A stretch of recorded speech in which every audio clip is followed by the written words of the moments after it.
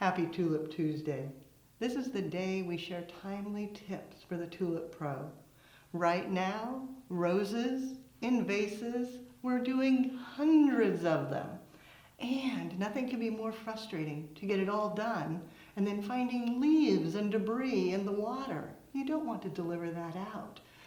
It's easy. Always work with a second vase, prepared with water and flower food. Then simply lift it out. Remove that extra foliage that fell down into the water. Make sure that it's all clean. And then simply set it back in to the second vessel, ready for delivery. Now, you're ready to make another arrangement. Use the dirty water, it's totally fine. Again, pull it out, put it into another vase. You can scale this.